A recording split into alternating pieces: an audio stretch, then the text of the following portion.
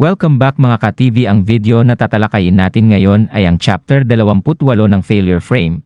I became the strongest and annihilated everything with low-level spells. At kung bago ka lang sa channel ko ay huwag mahiyang mag-like, subscribe o follow at i-click ang notification bell para ma-notify ka sa susunod na video. Paalala, ang video na tatalakayin natin ngayon ay maaaring mag-iba mula sa ilalabas na anime. Hindi ko inaangkin ang mga drawing o anumang materyales na ipapakita. Ang layunin ko ay magpakita ng suporta at magbigay ng impormasyon tungkol dito.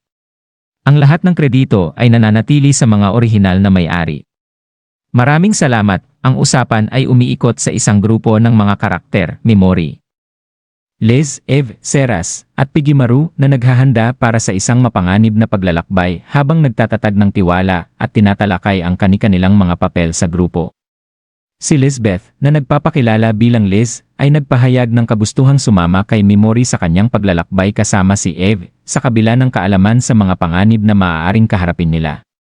Binalaan siya ni Memori na maaaring maging delikado ang daraanan nila, ngunit hindi alintana ni Liz ang mga panganib dahil mas mahalaga sa kanya ang pagkakataong makasama si Eve. Pagkatapos, si Eve ay humiling ng pribadong usapan kay Memori upang talakayin ang kanyang mga dahilan sa pagsama sa grupo at ang kanyang intensyon kaugnay ng bruha ng Tabuos. Ibinunyag niya na alam niya ang kinaroroonan ng bruha na hinahanap ni Memori upang mabasa ang isang sinaunang aklat ng Mahika.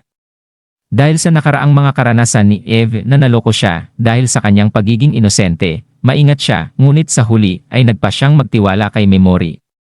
Hinahangaan niya ang mga ginawa nito, binanggit na maaari sanang gumamit si Memori ng mas marahas na pamamaraan para makuha ang impormasyon mula sa kanya, ngunit pinili nitong hindi gawin iyon at sa halip ay ipinakita ang kabaitan at konsiderasyon kay Liz.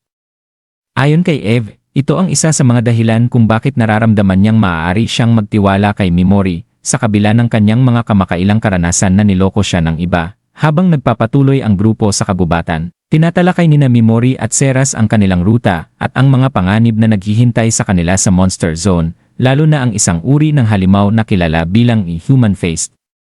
Ipinaliwanag ni Seras na ang mga halimaw na ito, na bihirang makita dahil sa kanilang kasamaan, ay kilala sa paninirahan sa lugar na kanilang patutunguhan na nagdaragdag sa panganib na kakaharapin ng kanilang misyon. Nagmuni-muni si Memori tungkol sa estratehikong kahalagahan ng pagkakaroon ni Eve sa kanilang grupo. Napansin niyang maaaring maging mahalaga ang karanasan ni Eve sa Monster Zone at ang kanyang presensya ay maaaring makatulong sa kanilang pakikipagkita sa bruha ng Tabuos, na maaaring maging mas bukas sa pagtitiwala sa kanila kung kasama nila si Eve na may alam sa lugar at si Liz na kapwa niya lahi bilang isang Dark Elf.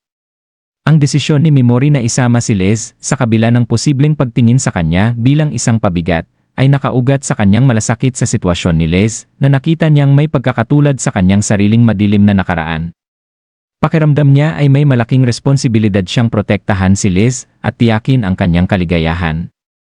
Sa halip na hayaang mabuhay ito sa takot, nagtapos ang usapan sa isang tensyonadong sandali nang biglaang sinabihan ni Seras na nagmamaneho ng kabayo na sinasakyan ni Memori na sila ay hinahabol. Ang babalang ito ay nagpapahiwatig na puno ng mga panganib ang paglalakbay ng grupo na nagbibigay diin sa kaseryosohan ng kanilang misyon at ang mga hamon na kakaharapin nila ng magkakasama.